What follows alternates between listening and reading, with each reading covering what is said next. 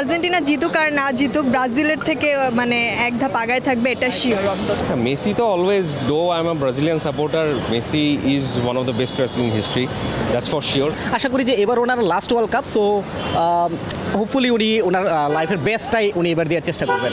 Messi তো প্রতিবারই last world cup খেলে ভাই, তো এবারও আশা করি এবারই লাস্ট ওয়ার্ল্ড কাপ হবে। হ্যাঁ, অনেক খারাপ লাগবে ওরে খেলাতে, দেখতে পারবো না। এত বছর দেখছি, তো এখন দেখতে পারবো না, অনেক খারাপ লাগবে।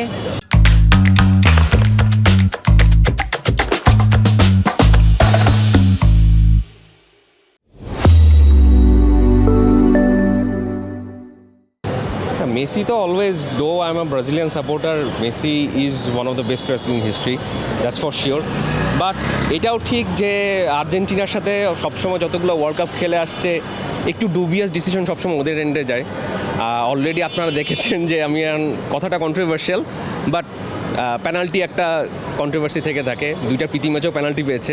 So 50-50 decision today somehow or other মেসির এন্ডেই যায়। প্রতিবারের মতো এবারও মানে ব্যতিক্রম হবে না, সেমভাবেই থাকবে। ও যেমনে খেলতেছে এবার লাস্ট ক্লাব ম্যাচটা যে খেললো, সেম মানে জোস বলতে গেলে এক কথায় পুরাই সেমই থাকবে। আর আর্জেন্টিনা জিতুক আর না জিতুক ব্রাজিলের থেকে মানে এক ধাপ আগায় থাকবে, এটা শিওর অন্তত।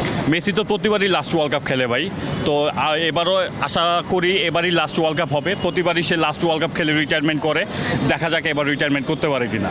সত্যি বলতে মেসিকে আসলে উনি হচ্ছে গড, ওনার সম্পর্কে বলতে গেলে আসলে তেমন কিছু বলার নাই। সবাই জানি আমরা মেসি লাস্ট ওয়ার্ল্ড কাপের যদি কন্ট্রিবিউশন চিন্তা করি আমরা, তাহলে বলবো যে আউটস্ট্যান্ডিং ছিল।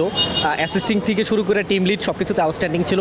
আশা করি যে এবার ওনার last world cup, so hopefully উনি ওনার লাইফের বেস্টটাই উনি এবার দেওয়ার চেষ্টা করবেন। এবার কিন্তু কোনো প্রেশার নেই, বাট মেসির ইন্টার মায়ামি যখন আমরা খেলা দেখি, ইন্টার মায়ামিতে যখন দেখি যে মেসি সর্বোচ্চ 9 পয়েন্ট, আপনার 8 পয়েন্টের উপরে 9 পয়েন্টের উপরে রেটিং থাকে, তো সে রিল্যাক্স মোডে আছে, সে খেলতে পারবে, এবার কোনো চাপ নাই। তো আমি মনে করি মেসি যখন রিল্যাক্স মোডে থাকে তখন সে সব থেকে বেশি ভালো খেলে। হ্যাঁ, অনেক খারাপ লাগবে ওরে খেলাতে, দেখতে পারবো না। এত বছর দেখছি, তো এখন দেখতে পারবো না, অনেক খারাপ লাগবে।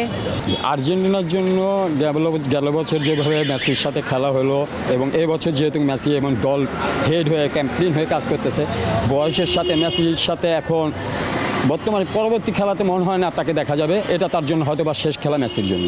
এখন লাস্ট খেলা তো বলে, এখন গতবারও বলেছিল লাস্ট, এরপরে মানে শেষ হতে চায় না আসলে। মানে একটা কথা আছে না যে ছেড়ে দিতে যেতে হয় তবু নাই মন চায়, এরকম আর কি।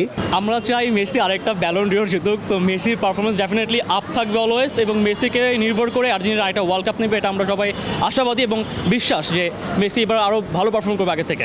মেসির পারফরমেন্স সে সর্বোচ্চ দেবে, কিন্তু আসল কথা হচ্ছে যে আর্জেন্টিনার অনেক ভালো ভালো উদীয়মান খেলোয়াড় আছে যারা এখন ইনজুরির মধ্যে আছে, যেটা হচ্ছে আর্জেন্টিনাকে ভোগাবে।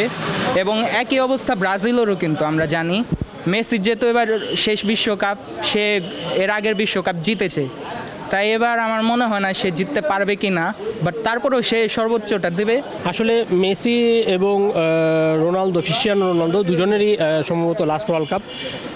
ওরা দুজন যত সময় খেলেছে ফুটবল ইতিহাসে এত লম্বা টাইম আসলে কেউ খেলেনি। তো আমরা আশা করব ওরা ভালো খেলবে, কিন্তু আসলে ফিজিক্যাল ব্যাপারটাও নির্ভর করে অনেকটা, কারণ হচ্ছে ওদের বয়স হয়েছে, ওরা হয়তো ফুল টাইম খেলতে পারবে কিনা সেটা নিয়ে সন্দেহ আছে। বাট ওরা যতটুকু সময় খেলুক তারা যেন ভালো খেলবে, সেটাই আমাদের প্রত্যাশা।